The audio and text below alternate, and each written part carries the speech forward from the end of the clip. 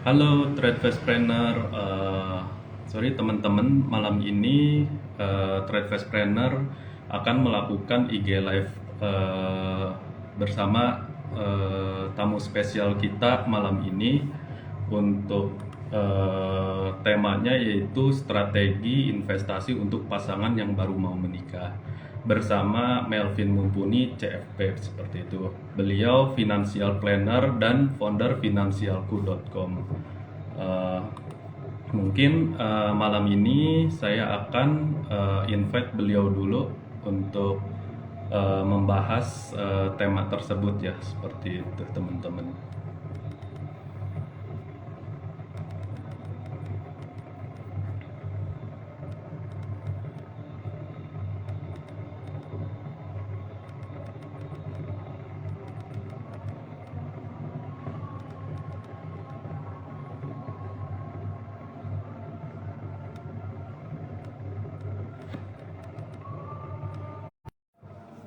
Oke teman-teman, sebentar saya invite beliau untuk IG Live malam ini ya.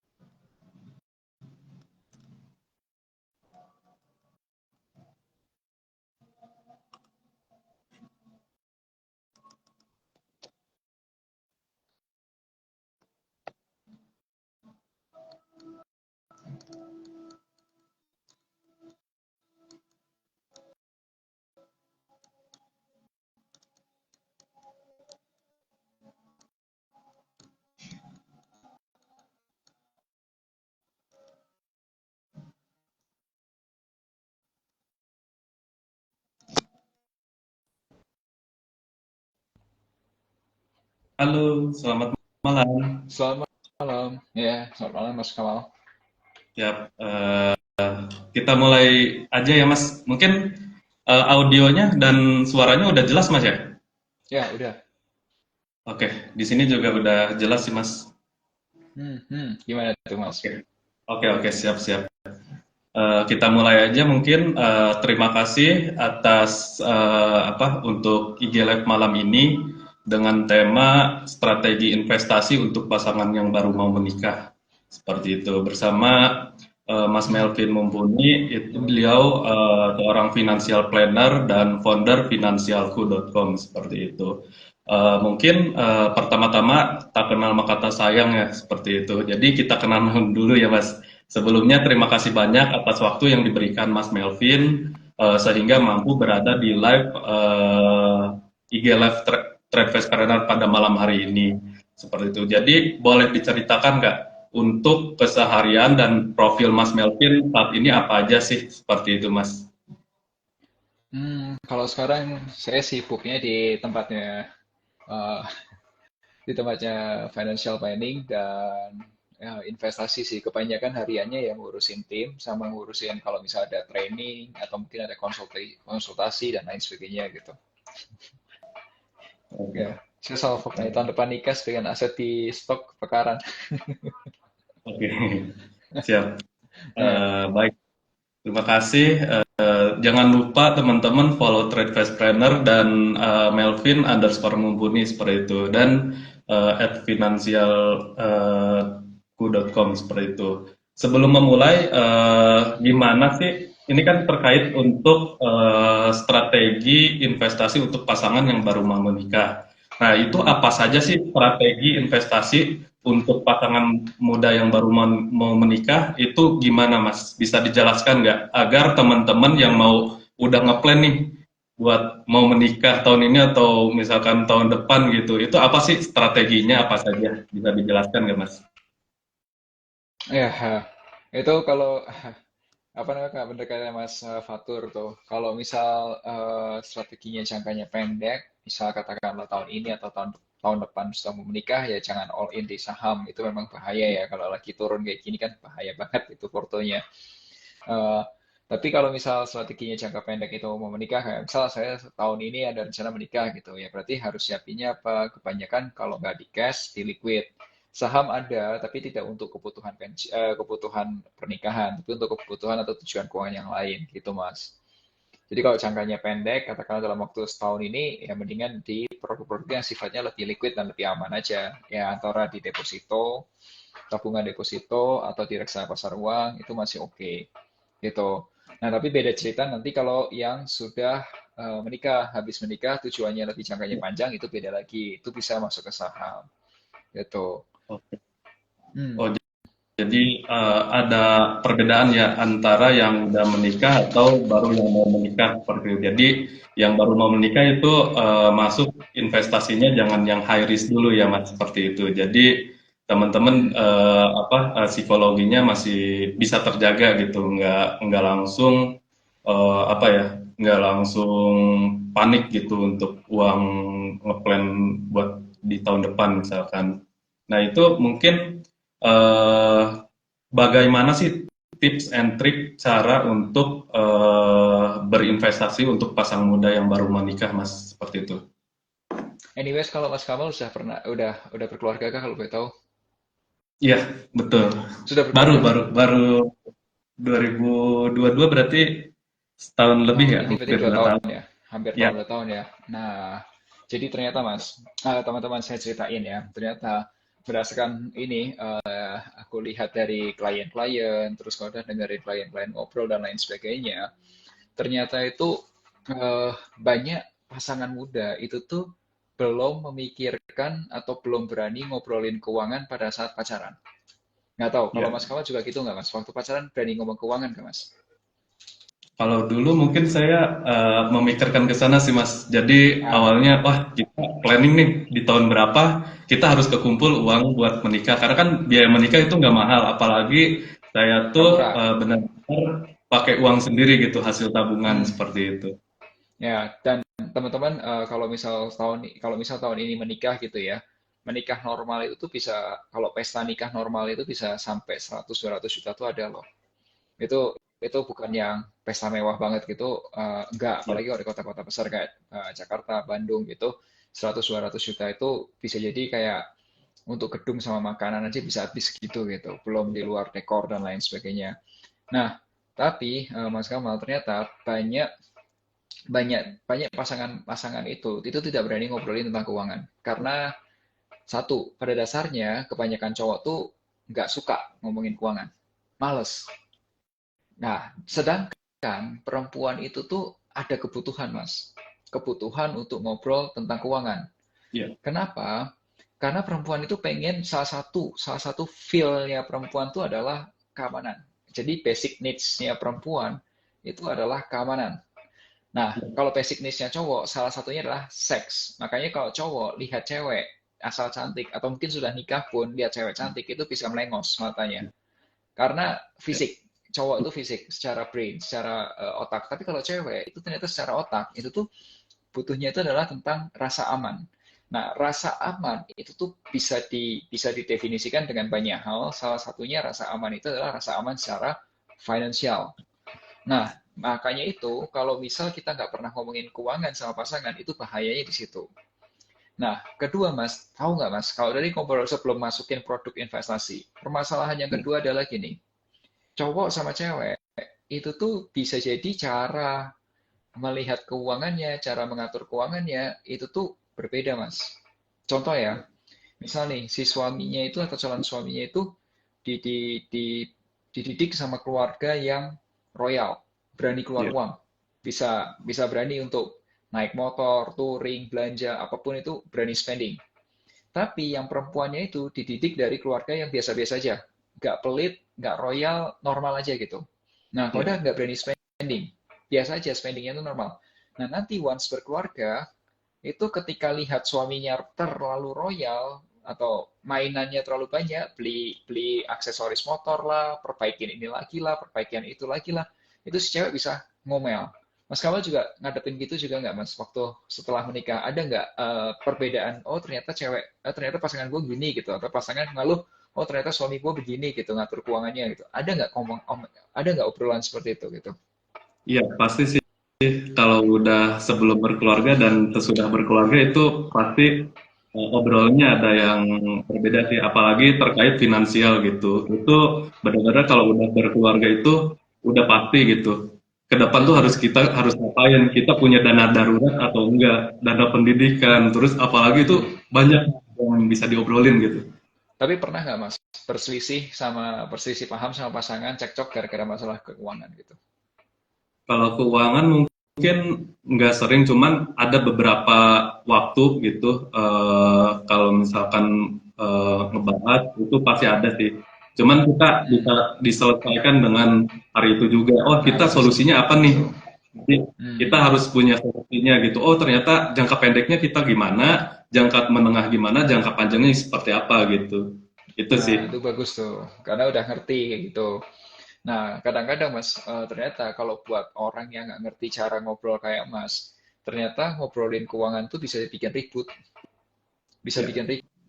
Karena memang dasarnya dua orang yang berbeda, yang satunya memang tipikal yang suka spending, yang satunya saving, atau yang mungkin dalam hal investment ya, cowoknya itu adalah yang orang risknya tuh berani pegang apa, berani ambil risiko besar. Ketika market turun, dia malah belanjanya investmentnya tambah terus, iya. beli terus gitu.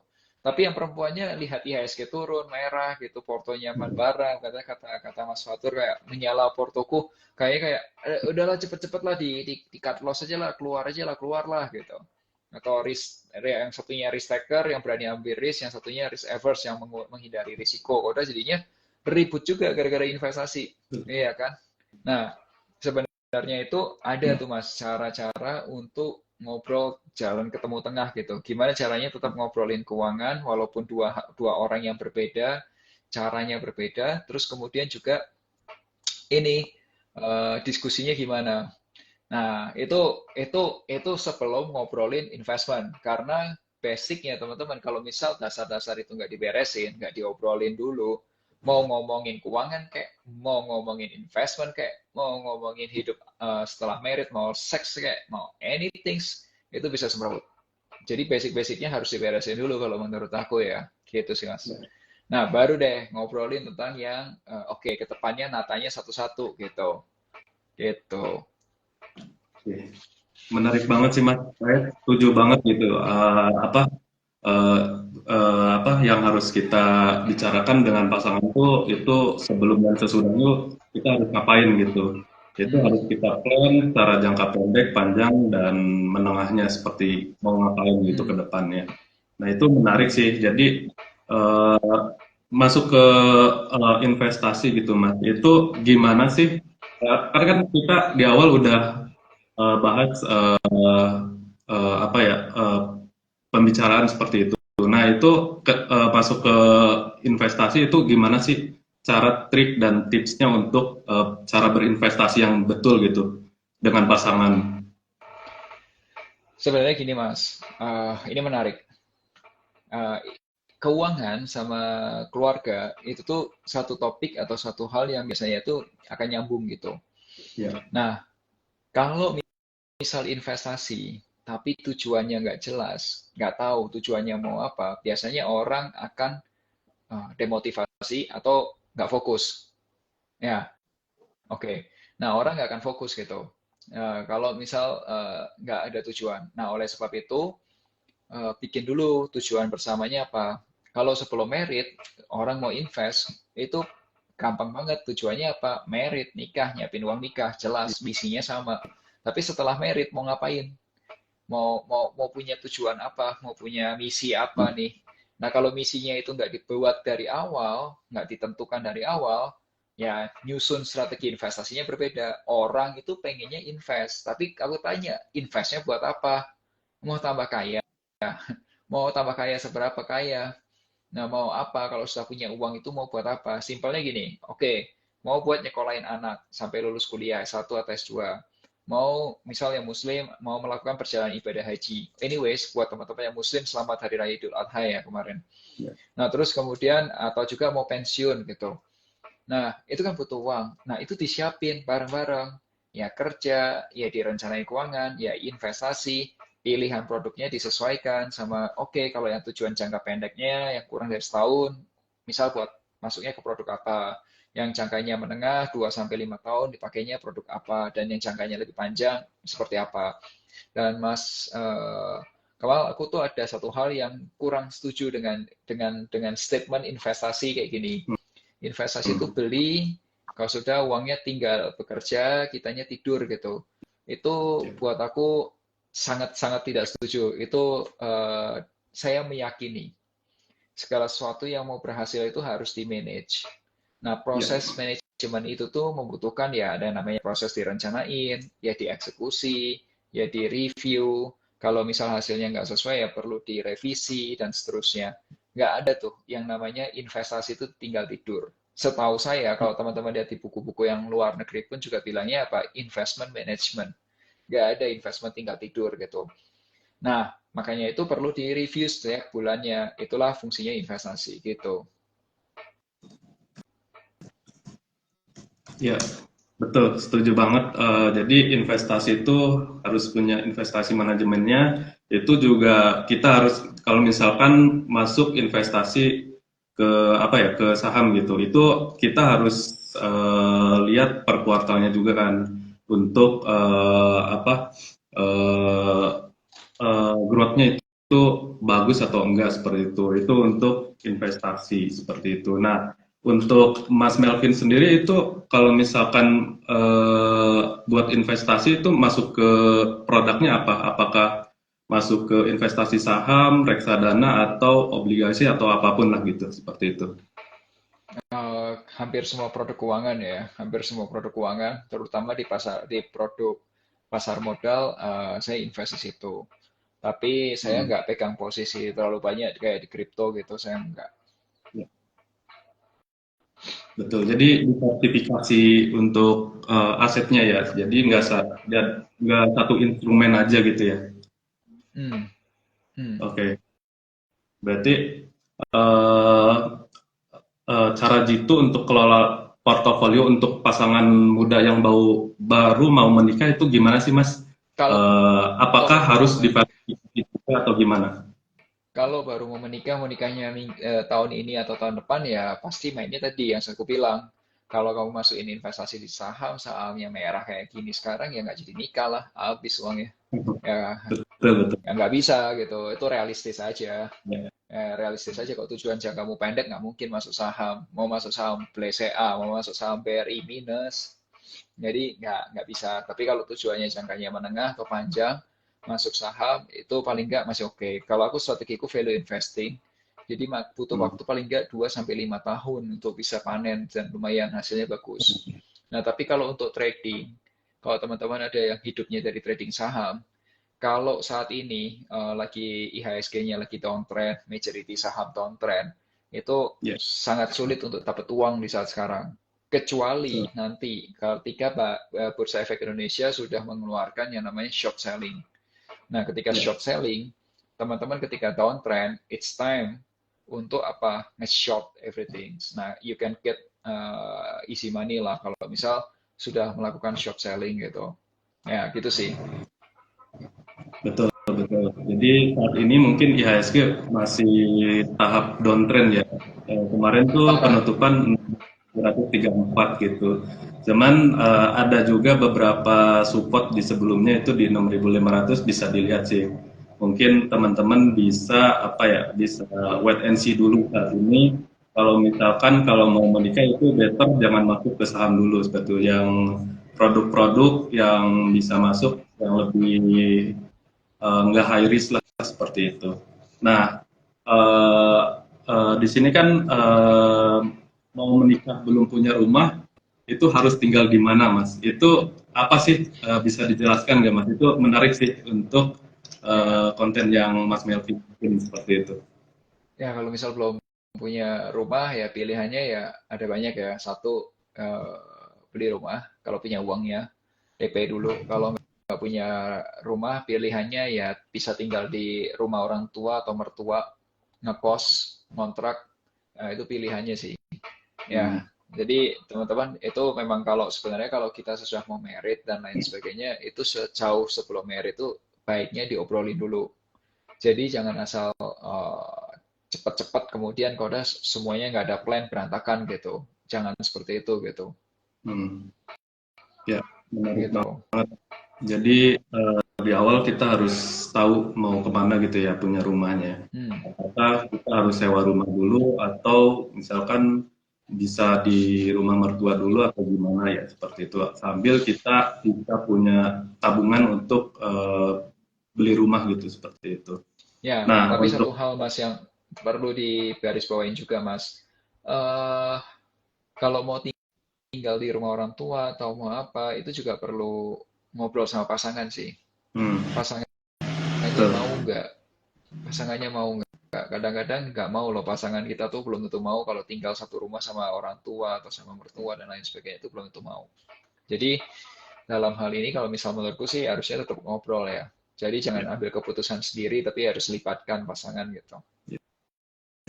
betul, setuju banget. Jadi kita harus melibatkan pasangan. Apakah pasangan kita nantinya mau tinggal di rumah mertua atau kita sewa rumah gitu ya seperti itu. Nah, nextnya mungkin rajin menabung nggak bikin kaya. Terus apa yang dilakukan oleh para Gen Z dan milenial nih Mas? Karena kan dulu harus nabung ya. Kita harus nabung, mindsetnya itu gimana Mas? Menurut Mas Ya, Melvin? ya, itu jadi teman-teman ternyata aku memahami ya, ternyata ada kesalahan fatal gitu dalam konsep menabung. Ya. Nah, seperti yang kontenku itu aku bilang di Instagramku, itu tuh aku cerita ada 3 orang.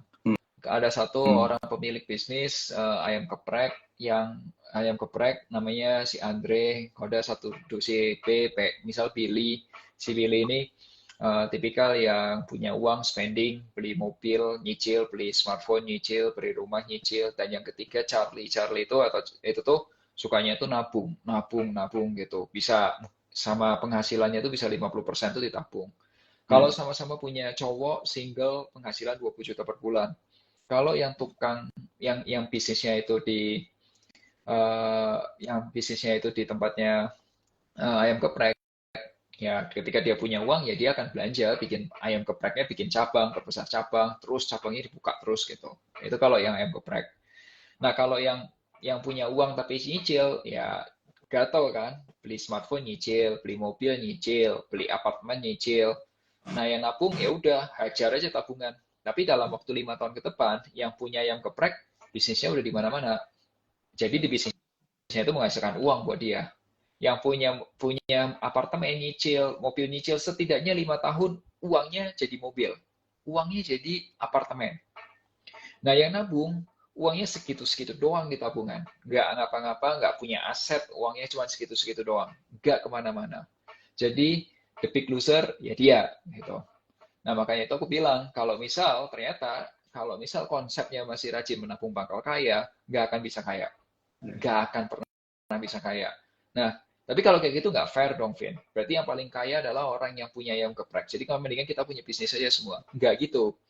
Hmm. Kalau kalau memang pebisnis itu dia bisa ngembangin kekayaannya lewat lewat ini, buka bisnis, ya ayam geprek satu, cabang dua, buka lagi cabang tiga, buka lagi cabang empat, dan seterusnya. Ya kalau kamu nggak bisa buka bisnismu, kamu beli bisnis aja. Ya. Beli aja yang udah jadi. Contohnya apa? Ya kalau kamu belinya waralaba itu terlalu tinggi, terlalu mahal, franchise makanan terlalu mahal, ya udah beli aja perusahaan-perusahaan yang sudah established di Bursa Efek Indonesia aja, lewat investasi saham, beli kepemilikannya aja. Nah, beli perusahaan yang sehat. Jangan sampai beli perusahaan-perusahaan yang nggak jelas gitu. Contoh ya, nih Mas, ada perusahaan yang digembor-gemborin sama orang. Wah, ini perusahaan keren, hebat, dan lain sebagainya. 70% kepemilikan punya masyarakat Indonesia.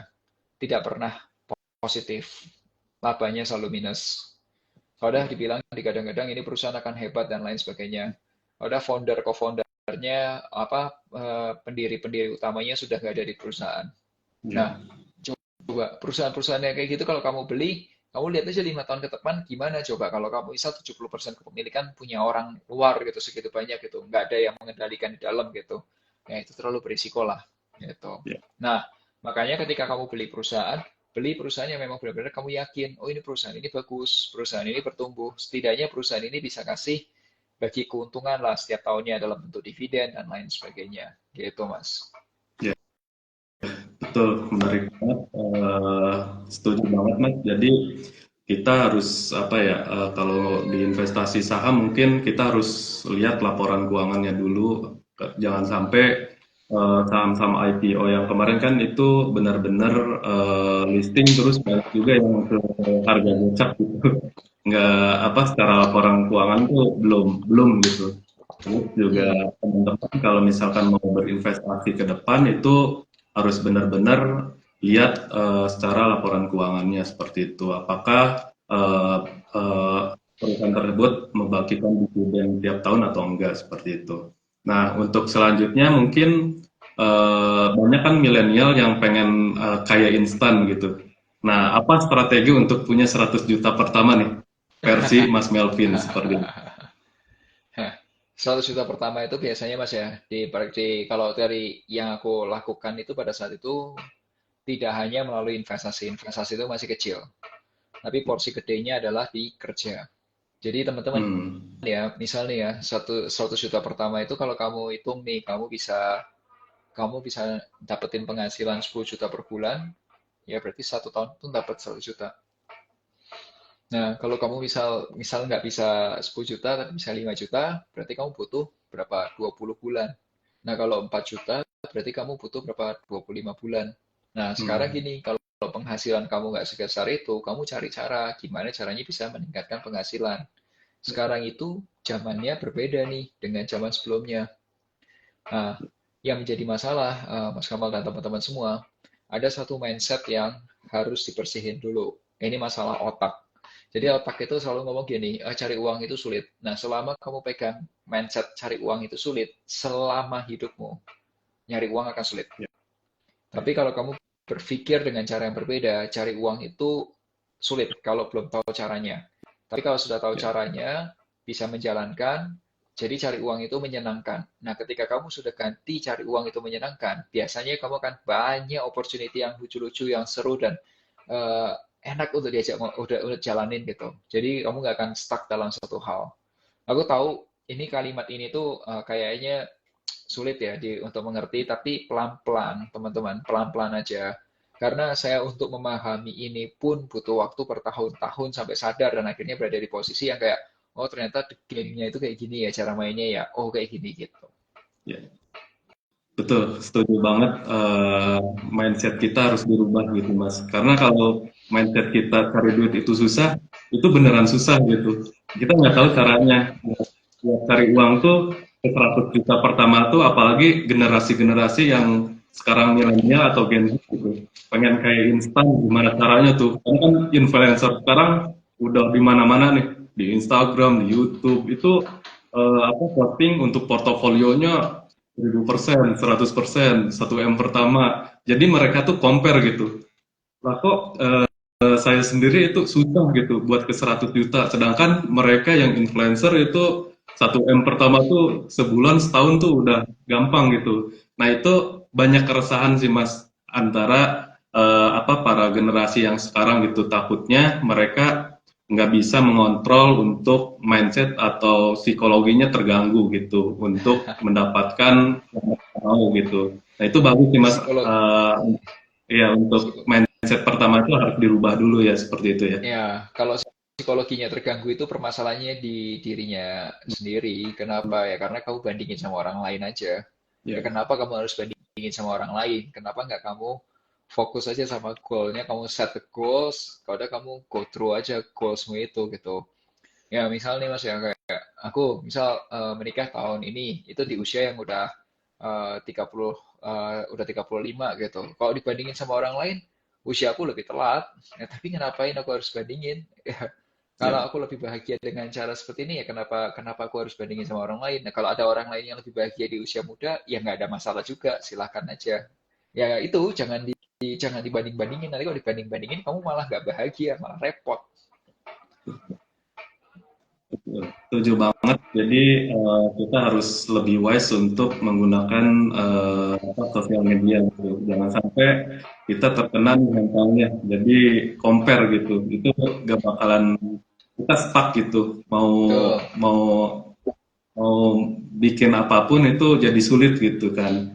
Seperti itu. betul. Jadi menarik Mas Melvin atas masukannya. Terima kasih. Mungkin kita malam ini bisa ngobrol-ngobrol terkait apa ya, Trade Fast Planner ini kan Hmm, komunitas untuk trader, investor, and entrepreneur gitu. Jadi goalsnya itu Trade Fast Planner ini pengen apa ya, misalkan ada trader itu nggak cuman satu income doang di trading gitu. Nah, mereka harus mempunyai investasi atau entrepreneur mempunyai bisnis real gitu. Jadi benar-benar nggak satu income doang. Karena saya berkaca di pandemi yang kemarin itu banyak banget yang trader yang terkena dampak atau entrepreneur bisnis di real dia nggak punya investasi gitu. Jadi pengen trade fast planner ini punya minimal dua income atau lebih gitu. Jadi lebih apa ya, lebih safe gitu untuk dibandingin punya satu income doang. Apakah itu menjadi karyawan atau apapun lah. Jadi minimal dua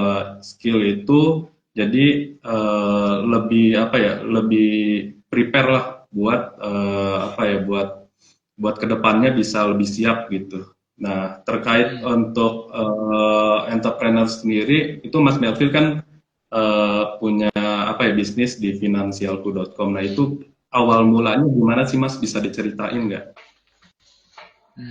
Sebenarnya itu karena lihat peluang aja at the time. Setelah lulus kuliah, waktu kuliah tuh S2 tuh aku ambil tesis, bikin tesis.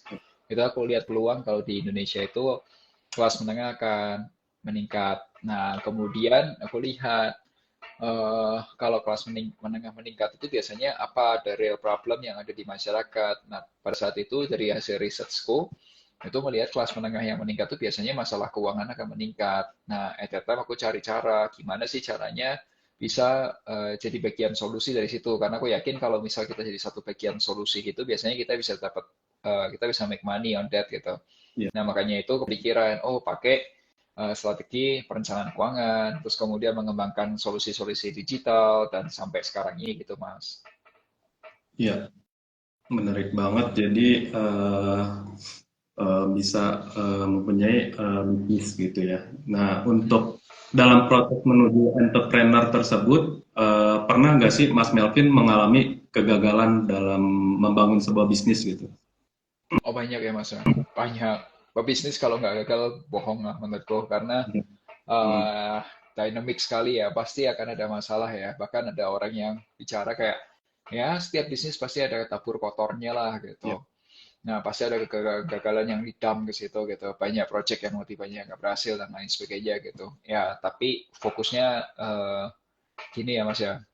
Eh, ketika bisnis itu lifelong journey gitu, kayak belajar terus gitu. Jadi nggak ada stopnya, kalau udah ngulik sana, ngulik sini, kalau udah itu tuh harus gitu.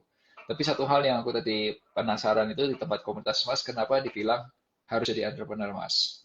Nggak cuma boleh hmm, mengandalkan satu income-nya, saya setuju. Kenapa harus jadi entrepreneur? Kenapa nggak jadi karyawan atau profesional? ya. Jadi kalau menurut saya sih entrepreneur juga bagus gitu. Jadi kalau di sini kan apa entrepreneur itu apa ya? Jadi orang tuh mempunyai karena saya apa ya, goalsnya itu pasar modal itu kan cari modal di pasar modal gitu. Nah, misalkan teman-teman saya banyak kan trader atau investor gitu. Nah, mereka tuh berkecimpung di dua itu antara trader dan investor gitu, investor doang. Nah, mereka tuh harusnya memikirkan bisnis realnya juga gitu. Jangan sampai mereka jadi trader doang atau investor doang gitu. Kalau misalkan kalau saya sih lebih ke apa ya, bisnis real itu membantu UMKM atau produk lokal gitu. Jadi saya pengen sih Trade Planner ini bisa membangun untuk UMKM next level kayak gitu sih. Jadi goalsnya seperti itu sih Mas. Hmm. Hmm. UMKM next level itu gimana tuh Mas? Jadi produknya itu lebih apa ya, kualitasnya.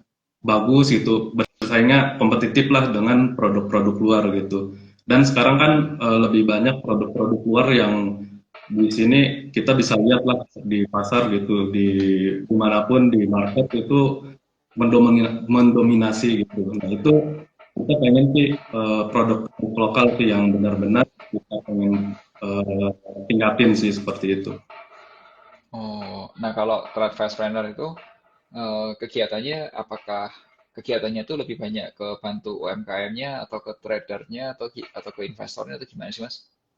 Jadi nextnya mungkin Trade Fast Planner ini goalsnya sih pengen punya kelas gitu. Jadi profesional di bidang trader, investor, dan entrepreneur. Kita satuin nih tiga-tiganya. Nah, mereka nanti misalkan atau itu ada trader atau investor atau entrepreneur itu bisa belajar belajar belajar salah satu tersebut gitu dari profesional profesionalnya.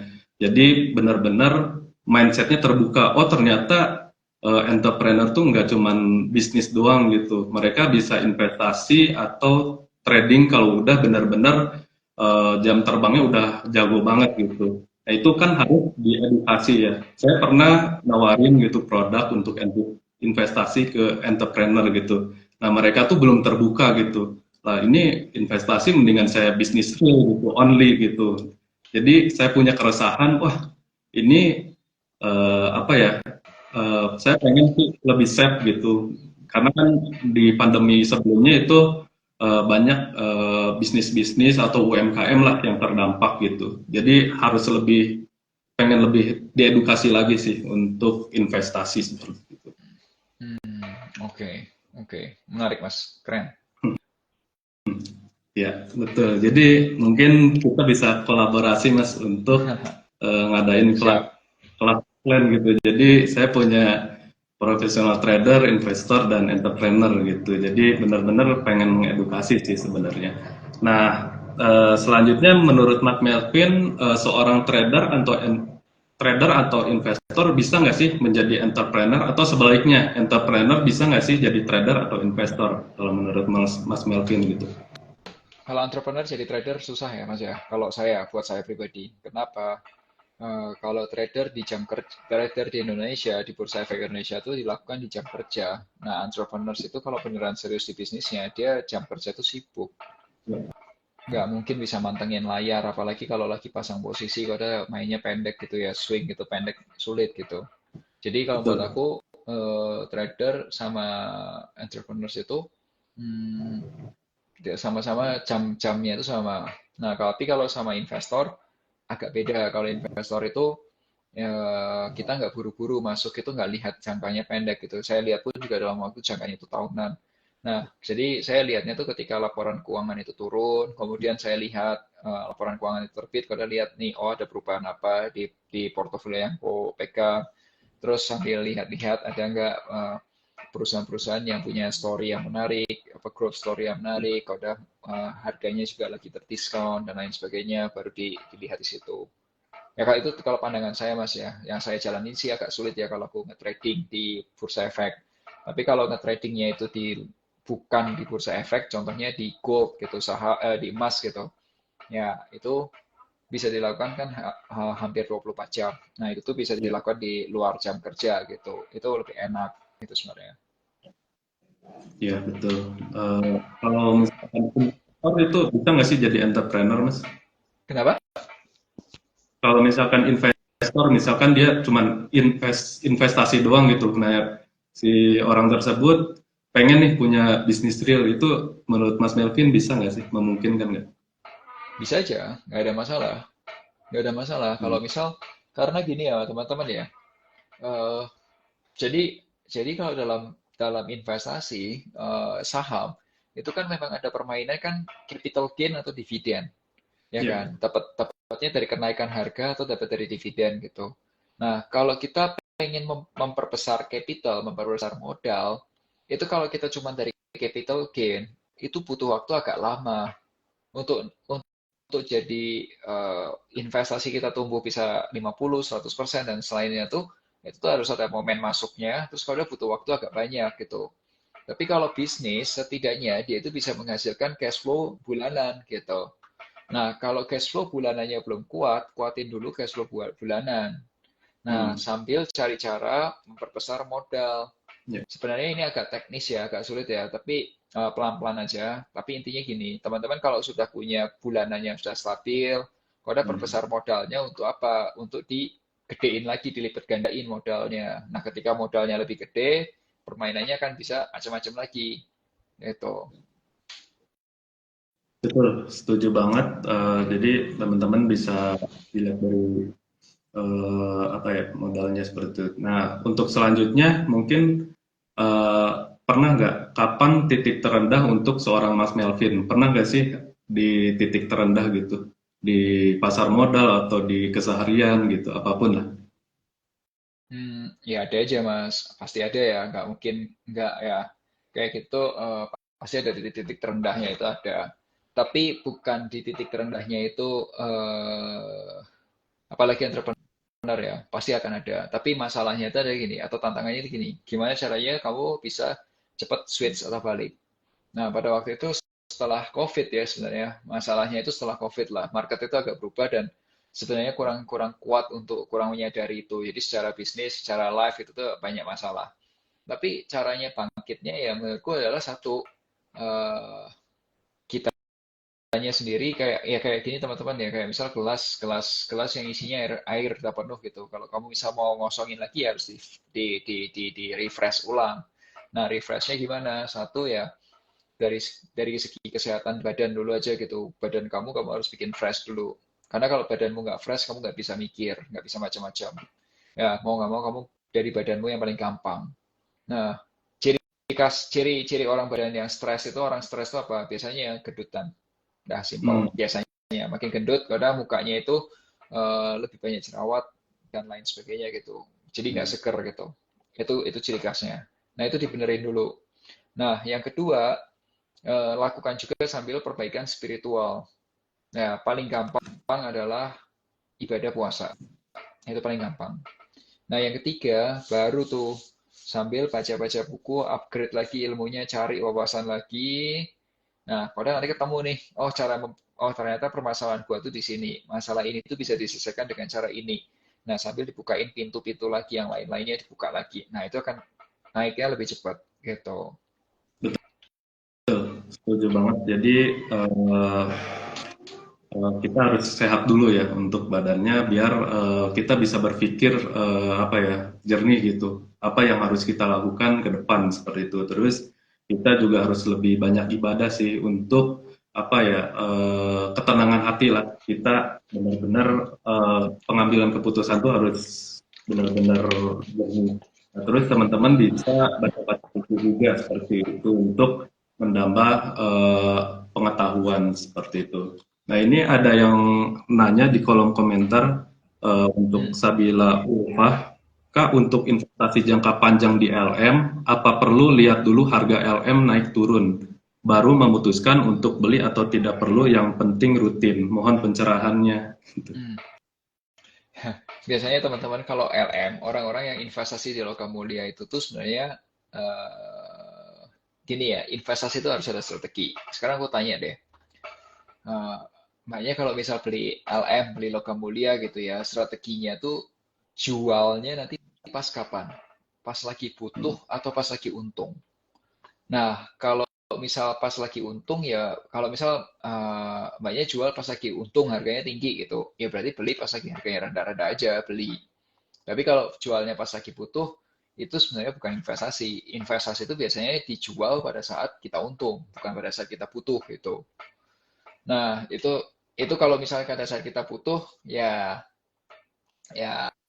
beli kapanpun it's okay lah. Kan karena itu untuk save have fun aja, pegangan aja gitu.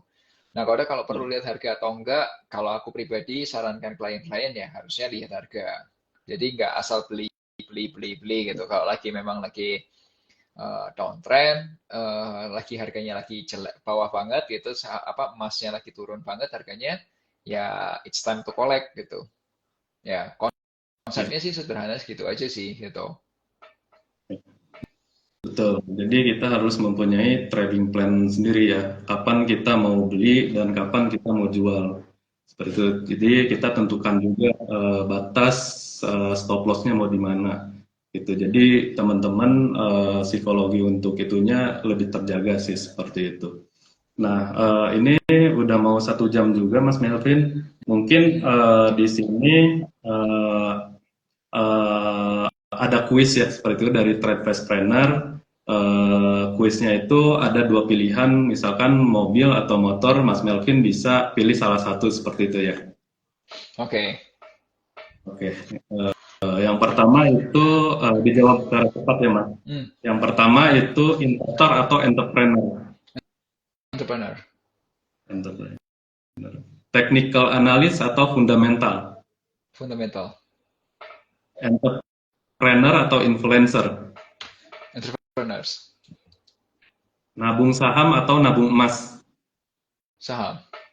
Nabung saham. Warren Buffett atau Ray Dalio. Warren Buffett.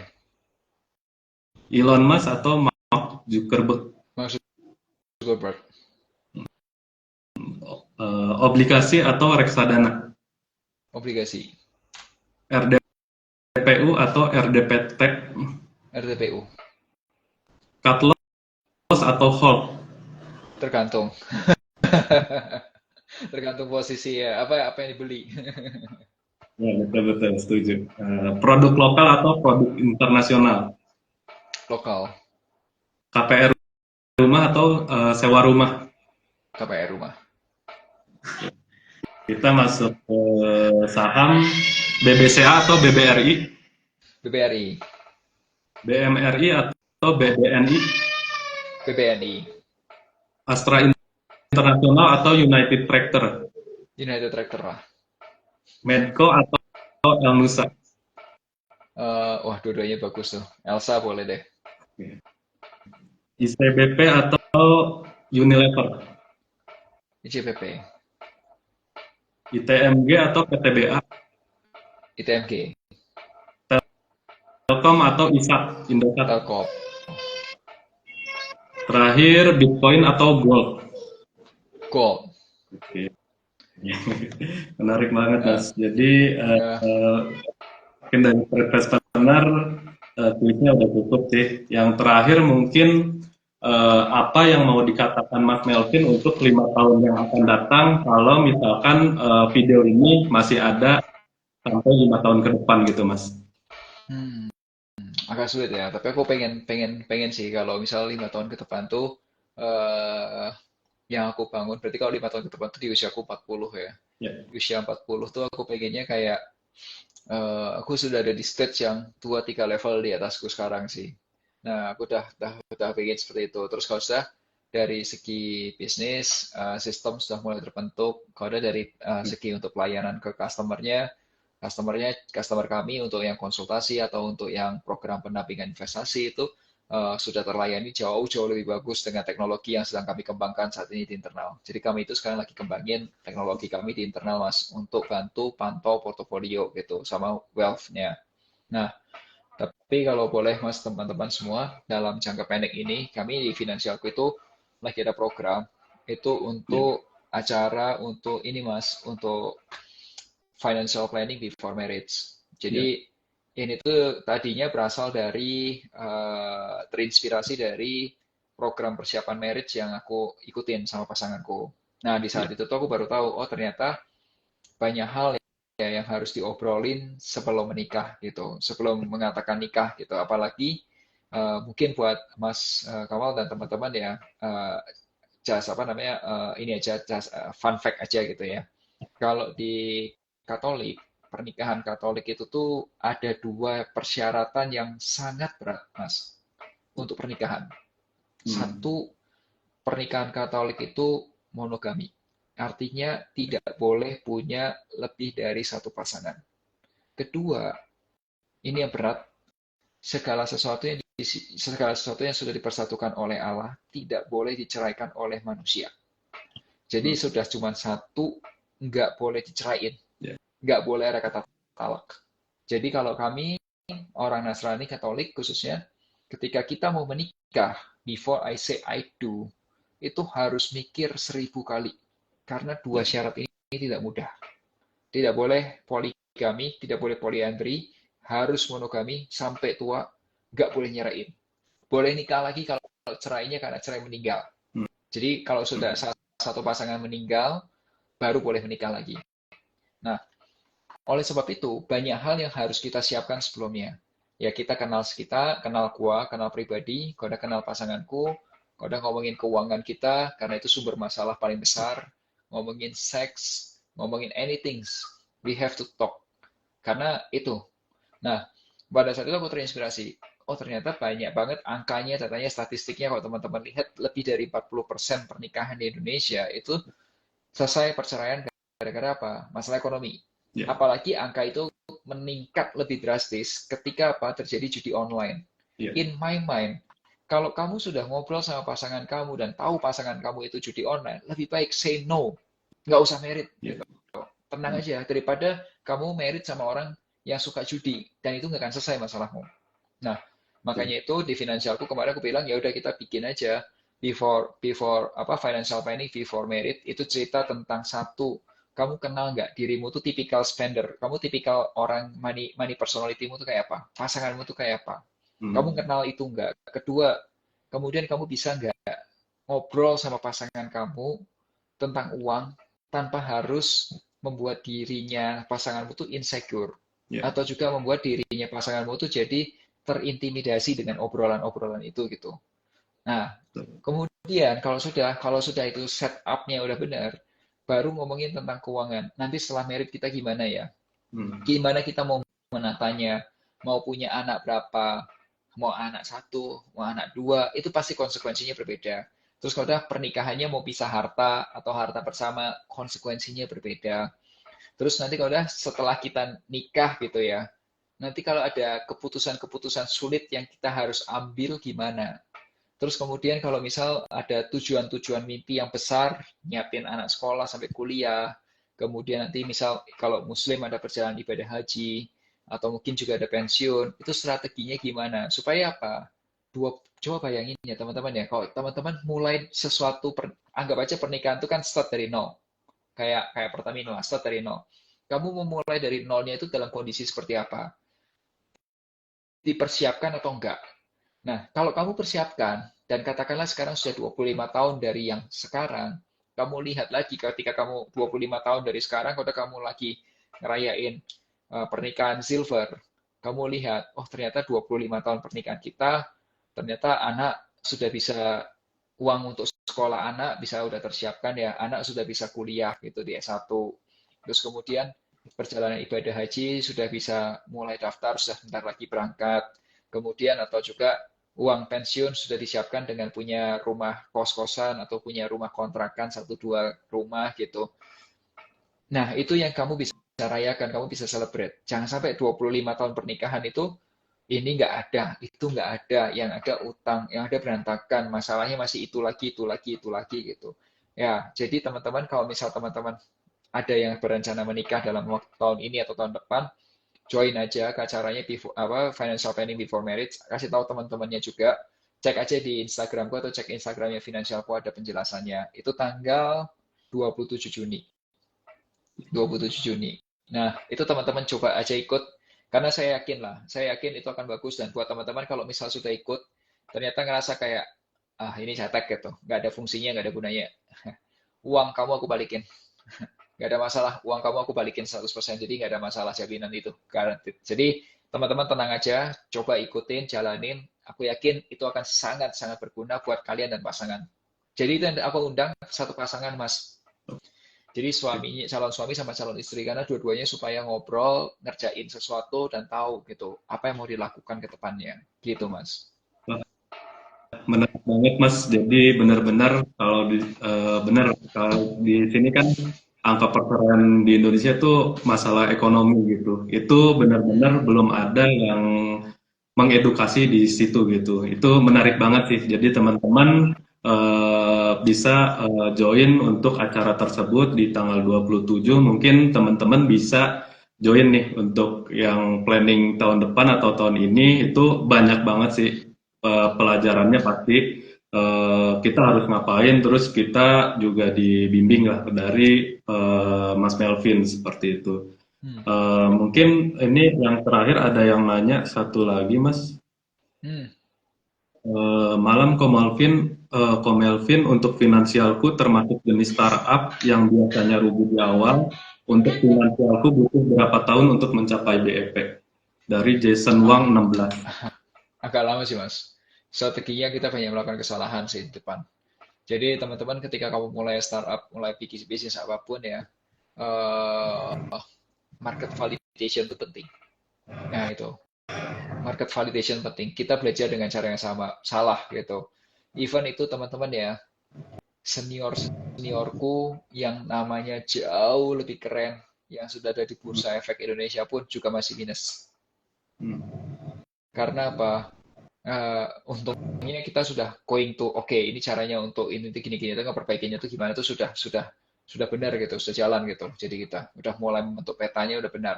Kalau misalnya senior-seniorku yang ada di Bursa Efek itu jauh banget, waduh susah banget. Nah, mau kurangin seberapa besar? Ruginya udah triliunan.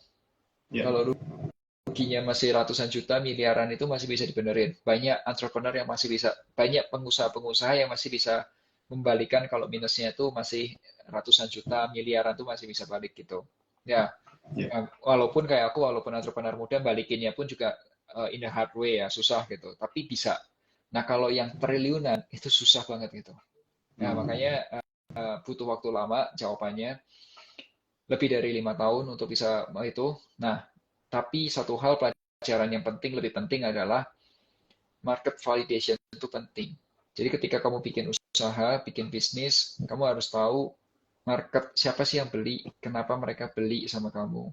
Ya. Terus kira-kira mereka mau beli lagi nggak gitu. Nah, itu yang paling penting sih.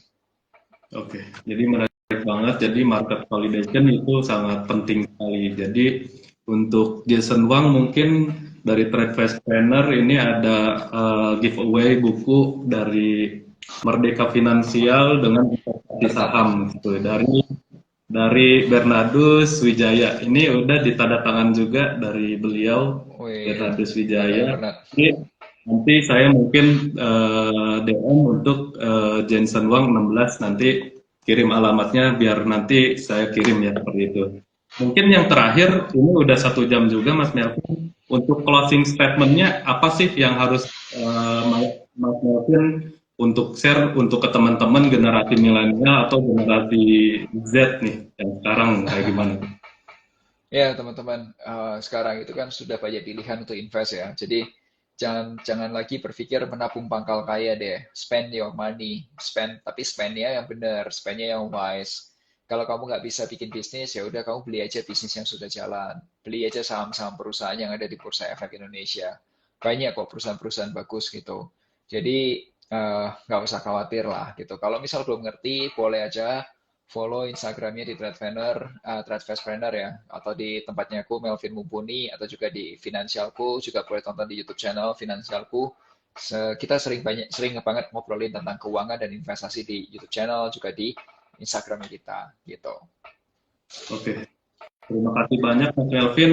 Semoga IG Live malam ini banyak kebermanfaatan buat teman-teman Trade Trainer maupun Mas Melvin sendiri. Mungkin dari Trade Trainer nanti kalau misalkan ada acara next kita bisa berkolaborasi kembali ya Mas seperti itu.